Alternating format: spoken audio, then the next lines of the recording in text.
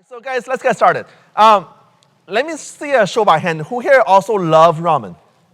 Oh, almost everybody. Okay. All right. So personally, my experiences with ramen is that I grew up with a very busy parent, so they have no time to cook. So ever since I was 5 years old, this is what I eat. Now, for many of our American consumers, we believe ramen is an inferior good. That means if your income goes up, you're not buying ramens anymore. But to Asian people, ramen is a normal good.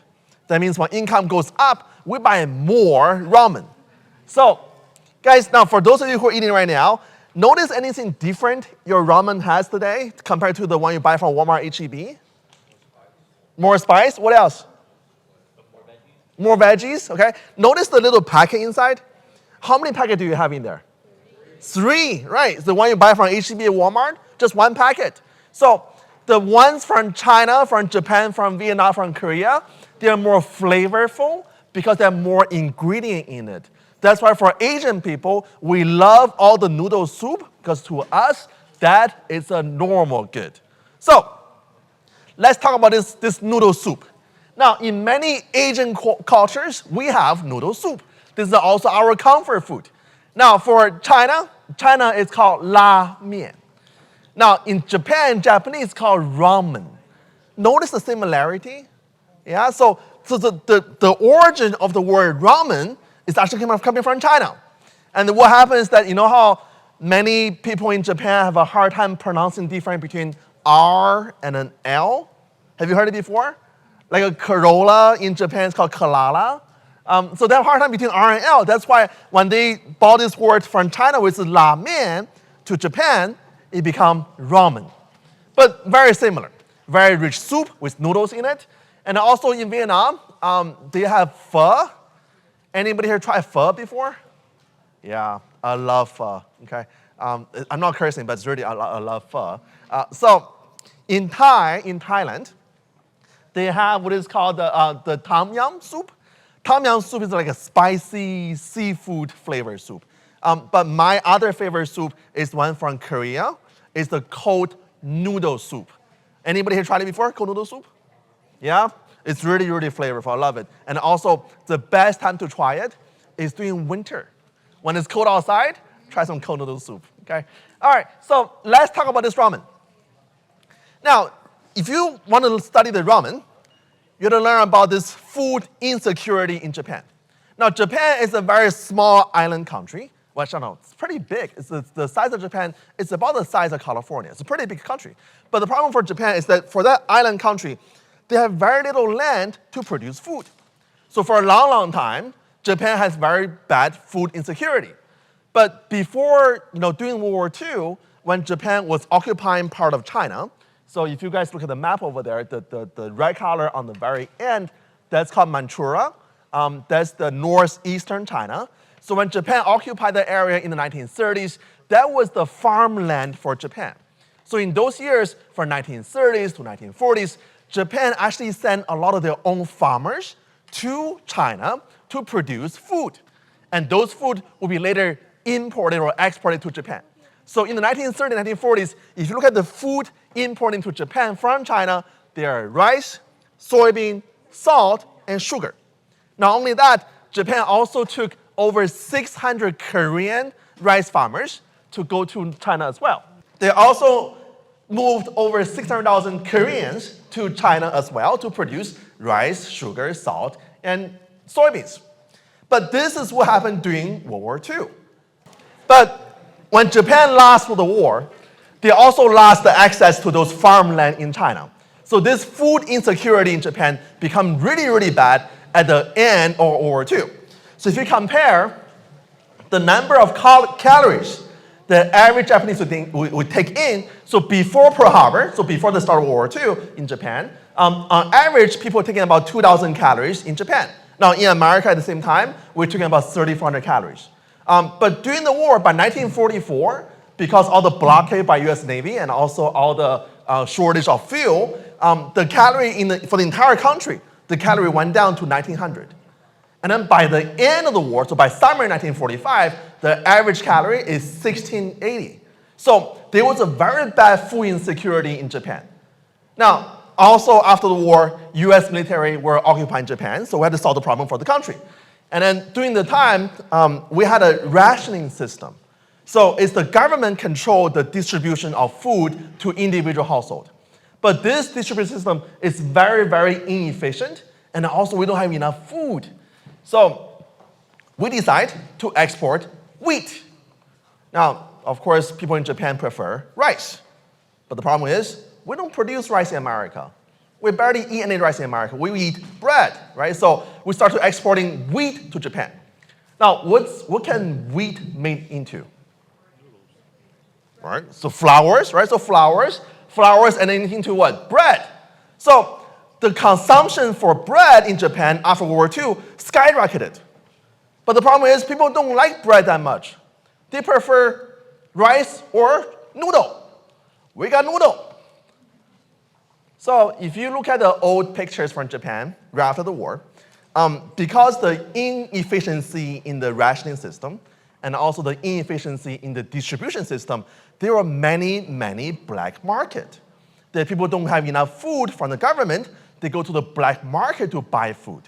Now remember, the only food they have at the market is wheat, and then wheat is noodles. So what they had is either ramen or udon. Anybody here tried to make ramen at home before? Like from scratch? Yeah, you have?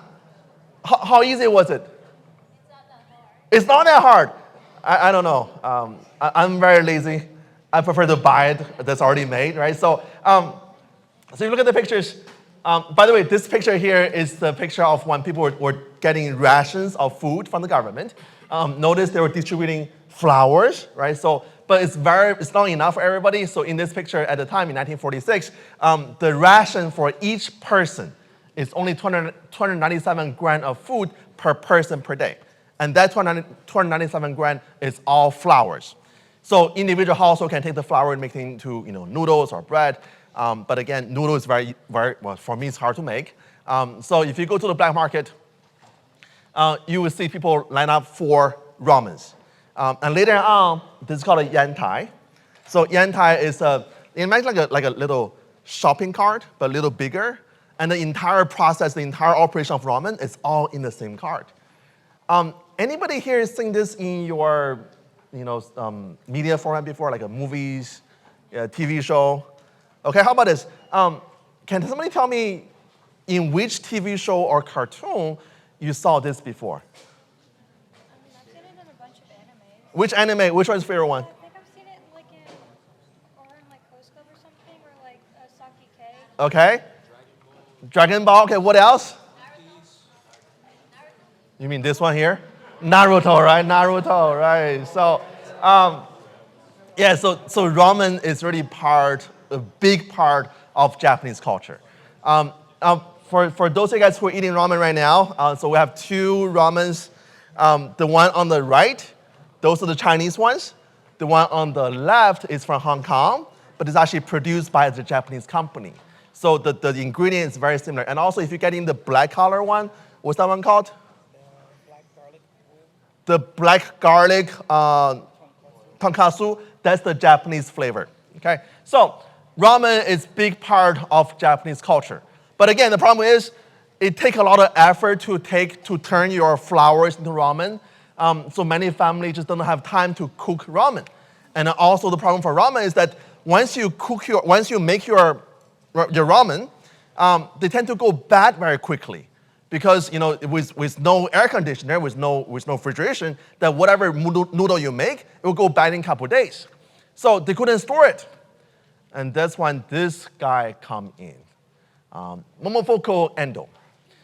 He is the inventor of ramen.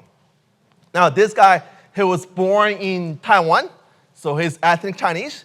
And then he was born in 1910. And then by 1933, he moved to Japan to study economics in the university. Oh, you know who else is ethnic Chinese and study economics? I do, I do.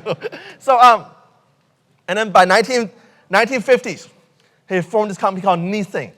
So for those of you guys who's getting the ramen from the left, look at the label. It's in a Nissin label on it. So the black one, the green one has a Nissin label on it. So Nissin is the largest instant ramen company in Japan.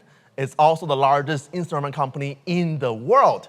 They have operations in entire Asia. So you can find the same company in Japan, in China, in Korea, in Hong Kong. So the one you guys right now, you're trying the one from Nissin, that's one from Hong Kong. So different country, different flavors. Now, anybody here like a Fanta, that drink Fanta? Yeah? Do you guys know that different country have different flavor of Fanta? Same thing for the ramen. Different country, different flavor for ramen too, okay? So, August 25th is the International Instant Ramen Day. And that's how important this person is. But if you look at this story, by the way, this is his favorite quote.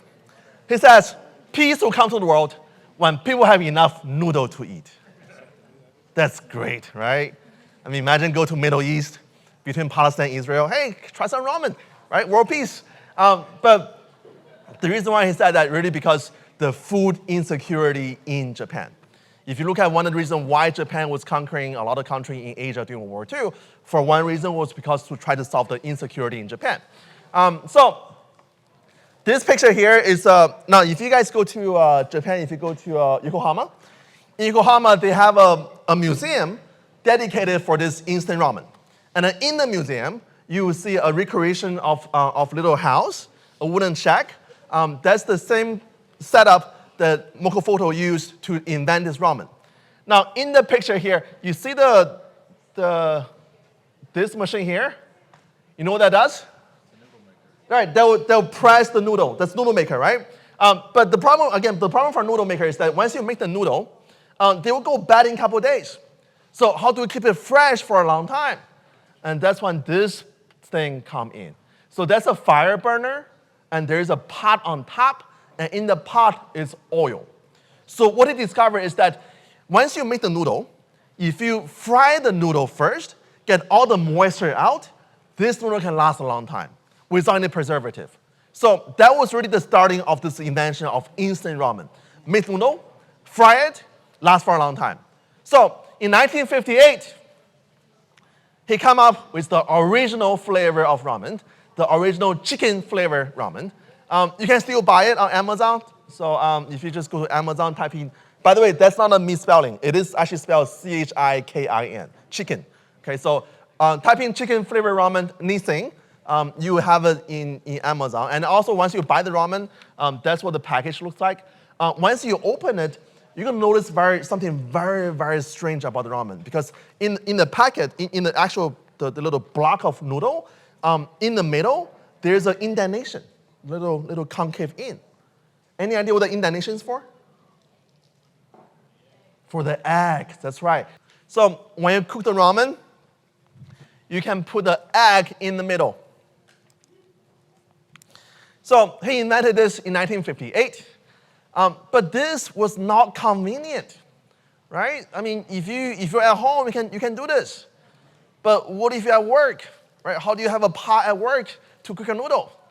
By the way, I have a noodle pot in my office. Okay. So in 1971, he came up with the original, the very first cup noodle. So everything you guys eating now is because of this cup noodle in 1971. Again, if you go to Amazon, Amazon has it. You can buy the original flavor. Okay. So if you look at the consumption of noodle or ramen in Japan, so starting from 1960s, it really went way up, but the switch happened about 1980s. And really, this booming market for instant ramen is also a history of the Japanese economy. Right? Think about during what time did the Japanese economy really start booming? 1970s, 1980s. And that's why you're seeing this increasing consumption of ramen. Why? Because people are too busy. They don't have time to eat. So during lunch, that's what everybody have during lunch. So today, Japan is the largest country of consumption of ramen per person. So on an annual basis, Japanese will consume 44.8 serving of ramen for every single person in the country. That's on average. Now, the number in America is 13. So which means on average, a Japanese will consume 4 times the consumption of ramen per person in Japan. Now in China, it's a similar number, but the number has been decreasing recently. That's because really the start of your phone app with all the food delivery, so people don't eat ramen anymore in China. They eat more like delivered food in China. All right, so again, if you go to Yokohama, they have the cup noodle museum in Yokohama. So there is a Coca-Cola museum in Vegas and the one in Atlanta, Georgia. But if you go to Japan, that museum of the Instant Ramen Noodle Museum, see all the ramens on the wall? So you can literally buy the instant ramen from every single country in the world in the museum. They have full access for that. And also it's very, very cheap. So entry fee is only $6. And then they have a ramen bar at the museum. But it's not a ramen bar for you to cook a ramen. It's a ramen bar for you to pick your ingredient. So you can spend $6, you can get a little cup noodle, and then they will get the ingredient for you in the little each container. So there are different vegetables, different proteins, different seafood. So you can pack it, seal it, and then bring back home. And it only costs $6. So it's very, very cheap, very convenient, right? By the way, this Mokofomo endo, he is so popular in Japan, also over the world. There is a very cool anime that's made about him. So let me show you. Yeah, that's the company logo.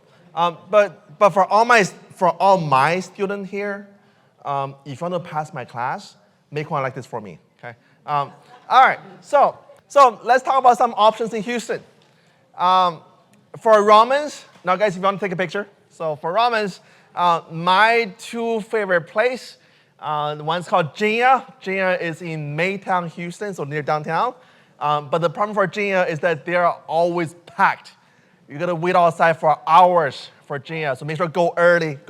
So they open at 11, go there at 10:30. Okay. Now, Tiger Den in Chinatown is also very, very good. The soup is very rich, very flavorful, but they're also very, very busy. If you're going during peak hour, forget about it. So again, go there early. Now, they don't open during lunch, so they open at 4 o'clock, but you see people lining outside like 3:30. Okay. Now, for other place, like Chinese place, so Chinese ramen, again, Chinatown, so Mian and the Shandong Noodle House, so Google that. And then if you want to try some good pho, the best pho in Houston, I would say, is the Pho Bing. So Pho Bing has different locations. The one I go to is off 59, again, in Southwest Houston. But there's another one called Beng Bu Hui. Anybody tried it before? Beng Bu Hui? Do you know what it is? No? So Beng Bu Hui is, imagine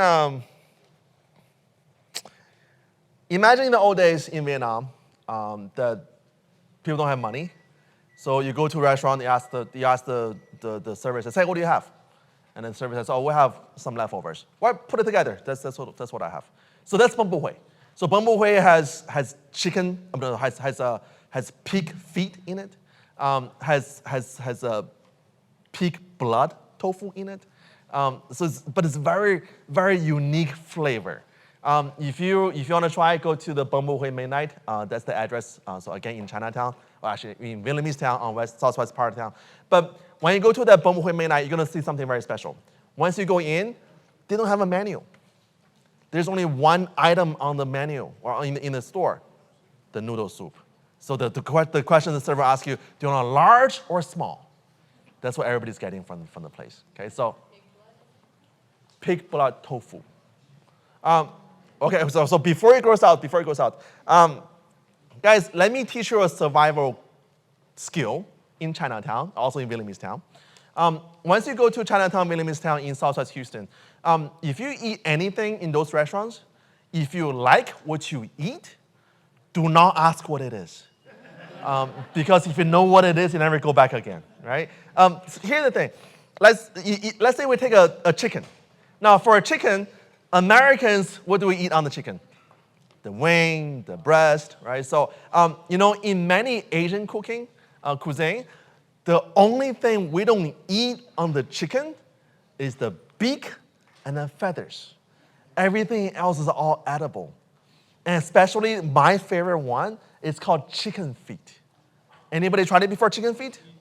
Yeah, do you guys like it, chicken feet? Yeah, so now, for those, Dr. Tice, no. So for those of you who never tried it before, imagine an entire chicken feet with bone attached to it. So what they would do, they would marinate it for a couple hours, couple days actually sometimes, with all the flavor infused into the meat, and then they would put it in a high pressure cooker. So once it's finished cooking, once you take it out, literally the meat will fall off the bone. You just suck the meat off the bone.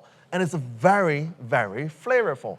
But sometimes if you go to a place that they have chicken feet, if you look carefully, they might even have the little toenail on the chicken feet, okay? But again, it is a very, very flavorful. So guys, again, if you have any, I'm sorry? That's toothpick, yes, that's toothpicks. Right, so if you guys ever go to Chinatown, let me teach you how to order from Chinatown, okay? So you go to a Chinese place. By the way, when you go to Chinatown, don't go to any of the fusion place. Go to the authentic place, okay? So go to the one that's, this is how you tell if a place is authentic.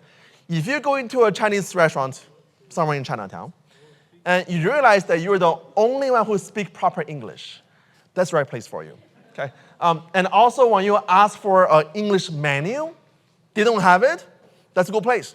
Or maybe they have an English menu, and then you read it, it scares you, that's the right place. Okay? And then this is what you order. This is how you order.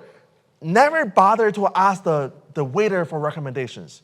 Because what the waiter will do, they will give you the safest choice, which is, orange flavored chicken, General Tso chicken, right? That you can get it anywhere else. But this is how you order in Chinatown. Just look around. I want this, I want that, I want this, I want that. And once you have it, if you like it, ask for what the number is on the menu. Never ask what it is. Again, because if you know what it is, you never go back again, okay? All right, any questions you want to ask me? What's the difference between ramen and soba? So they're made by different kind of ingredients. So ramen is made by wheat. Soba is made by buckwheat. Buckwheat, right? So different. Also, the process differently too, because for many ramens, the one you guys have now, it's very rich, very flavorful. For soba, it's more plain flavor, right? They want to taste what the really ingredient is. Any other questions? Oh, by the way, this is called a kiss of death. Okay. Yes. My favorite ramen. Jinya. My favorite one is Jinya. But the reason why, because I live next door. So I know when they open. I know when to go. Now, if you guys go there again, the line is really, really long. But the good thing is, for the Jinya ramen, next door to Jinya ramen, there is a Kung Fu tea. You can get some milk tea when you wait, okay? And also around the corner, there's a cloud ice cream that's pretty good too. So have some ice cream, have some tea before when you're waiting for your spot in the Jinya. Yes, question? Didn't the wife also help the idea of ramen? Oh, so what role did the wife play? So for those of you who know me already, you know that I'm currently still married to my first wife. But marriage is different for people. For my family, the tradition is the next one is always better. Okay, so just don't tell my wife. Don't tell my wife. Now, what did the wife do? So, anybody here tried those fried food at the Japanese restaurant before? Yeah. So Fukumoto didn't come with the idea. It was his wife. So she was doing the frying stuff in the house, and then he realized, oh my God, that's great. That's how you get the moisture out. That's how I can keep the ramen like cool and fresh forever. So really, for him, marriage is good. All right, what other questions? Yes? The most expensive ramen in Houston? In general? Wow. See that? Yeah. By the way, the reason why I have very fast reflex is because this is my right hand, and this is the same hand I use to hold my chopsticks. Okay. All right. So the most, I don't know. I don't know about that one. But the most I ever tried is actually in Houston. By the way, the thing with ramen shouldn't be expensive. I mean, imagine if somebody tells you, hey, we have a $100 taco. That makes no sense whatsoever, right? Because taco should be for, for normal folks, for us. So ramen shouldn't be expensive, but there are some very expensive ramens out there. The most expensive I had was in New York City. So this little ramen bar in New York City, it cost me about $30-some for a ramen, and it was okay. It's not any better. So really, guys, for ramen, number one key, price. Right? If it's too expensive, forget about it. That's not for you anymore. Get out, find one that's good for everybody. So normally for a ramen, I would say reasonable price, about maybe $10, $11, $12. That's reasonable. Anything more than 15 is too expensive. Okay. Other questions? Why did you put an egg in it? Why did what? Why did they put an egg? Why do you put an egg in it? It is personal choice, right? So it is personal choice. Guys, let me tell you how I cook my ramen in my house. Now, when I cook ramen in my house, I don't just use the noodles or the packet inside. I also add other stuff too. So I always add some vegetables, so some bok choy or cabbage, and I'll add some type of protein as well. So I always add a couple egg in it. Sometimes put a shrimp in it. Sometimes I put some the chicken breast, or my favorite, Spam. Spam goes very well with ramen. Okay, so but in Japan they do have because the ramen is known as a workman lunch that it will really fill you up, right? So besides noodle, let's add some protein. Now meat is very expensive in Japan because they don't produce many animals in Japan. So that's why they add egg to every single ramen because that's a protein part in the ramen. Other questions? Oh, yes. Oh, like a low sodium healthy ramen? Okay, all right. Do we have a healthy option for ramen? Now, so for Momofuku, he died in 2007. Very sad day.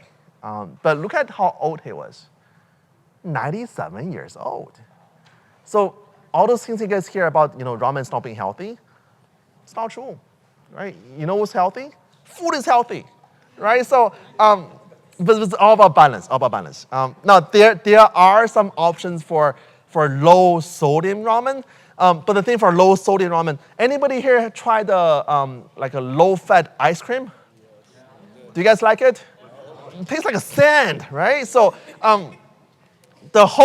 all the flavor, all the taste in the ramen is in the sodium. So sure you can do half sodium, but again, taking away half the flavor in it. But there are some new, healthier options of ramen now. So some of the ramens now, they're no longer fried ramen, so they're actually made in different process. I tried it before, it's not that bad, but my favorite is still the regular ramen in the cup because the traditional flavor that has all the flavor in it. Other questions? Yes? Oh, okay. So let me give you the background history for this. See the red color one? Who here had the red color one today? Okay. Was it spicy for you? No, it was okay? Okay. So that red color one, that's the #1 selling ramen in China from the early 1990s. That's what I ate to grow up. So every time I feel homesick, I eat that. So that's actually my favorite. Any other question? Yeah. Oh, before I let you guys go, there's one more ramen I want you guys to try.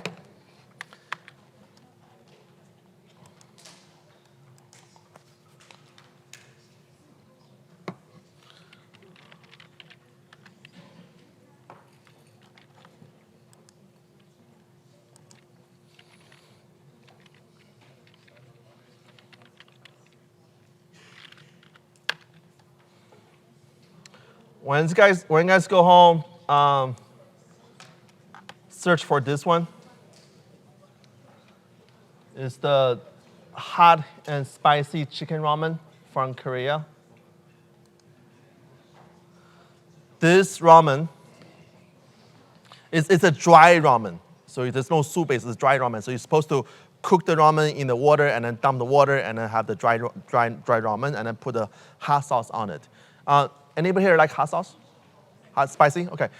So this ramen is also known as 2 times spicy ramen. Now, when I say 2 times spicy, it doesn't mean it's twice as spicy. It means it will burn you twice. So first time, later on, second time. Okay. But it is very, very spicy. Ice cream for dessert. Yeah, ice cream for dessert. You drink more milk. So very, very spicy, but it's actually very, very flavorful. One of my favorite too. Okay.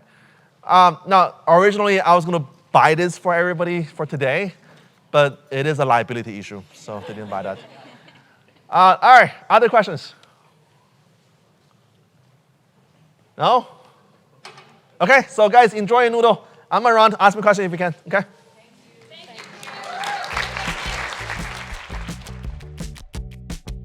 Be sure to follow us on our social media, like this video, leave a comment, and hit that subscribe button to be notified about our latest content.